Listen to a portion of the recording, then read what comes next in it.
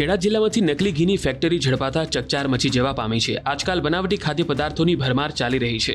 માર્કેટમાં કઈ ખાદ્ય વસ્તુ અસલી છે અને કઈ ખાદ્ય વસ્તુ નકલી છે તેને લઈને લોકો પણ વિચારમાં મુકાઈ જતા હોય છે। ત્યારે ખેડા જિલ્લામાં એક ચોંકાવનારો બનાવ સામે આવ્યો। નડિયાદ ડાકોર રોડ પર નકલી ઘી બનાવતી ફેક્ટરી ઝડપાઈ। નડિયાદ ફૂડ એન્ડ ડ્રગ વિભાગે બાતમીના આધારે સર્ચ ઓપરેશન હાથ ધર્યું। આ દરમિયાન શ્રી કલ્યાણીના નામથી ચાલતી ફેક્ટરીમાં તપાસ હાથ ધરવામાં આવતા 3000 કિલોથી વધુનું ઘી તથા ભેળસેળ માટે વપરાતો પદાર્થ મળી આવ્યો।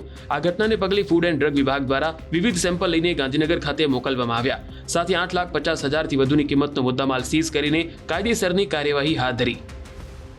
અમે એક આકસ્મિક તપાસમાં નીકળ્યા હતા અને રસ્તામાં એક ઘીની જે ફેક્ટરી હતી ત્યાં અચાનક જ ઈચ્છા થઈ કે એક નજારો જોઈ લે, કદાચ કંઈક ત્યાં એવું ચાલુ હોય કામ, એવું લાગતું કે કેટલા સમયથી અમે આ રોડ ઉપર નીકળતા ત્યારે જતા ત્યારે આ લગભગ બંધ હાલતમાં જોવા મળતી। ગેટ ખોલીને જોયો તો ત્યાં ઘી બનાવવાનું કામ ચાલુ હતું। એ જોતા લગભગ ત્યાં 100 ડબ્બાની આસપાસ ઘી તૈયાર બનેલું હતું। બીજું કામ બનાવવાનું ચાલુ હતું, જે જોતા અમને શંકા ગઈ કે આમાં કંઈક ને કંઈક ભેળસેળ વાળું કામ ચાલી રહ્યું છે। જેને ધ્યાને રાખી અમે ત્યાં હાજર જે માણસો હતા એ લોકોને પૂછ્યું કે તમે આ ઘી કેવી રીતે બનાવો છો?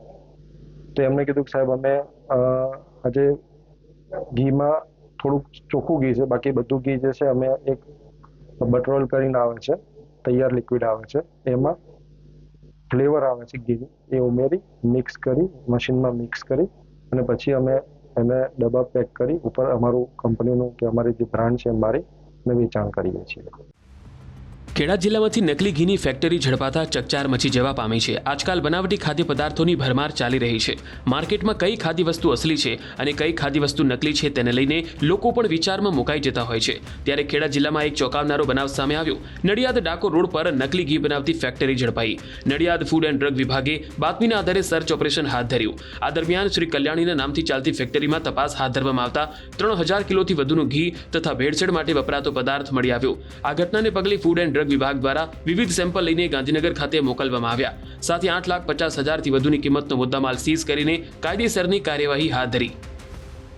અમે એક આકસ્મિક તપાસમાં નીકળ્યા હતા અને રસ્તામાં એક ઘીની જે ફેક્ટરી હતી ત્યાં અચાનક જ ઈચ્છા થઈ કે એક નજારો જોઈ લે, કદાચ કંઈક ત્યાં એવું ચાલુ હોય કામ, એવું લાગતું કે કેટલા સમયથી અમે આ રોડ ઉપર નીકળતા ત્યારે જતા ત્યારે આ લગભગ બંધ હાલતમાં જોવા મળતી। ગેટ ખોલીને જોયો તો ત્યાં ઘી બનાવવાનું કામ ચાલુ હતું।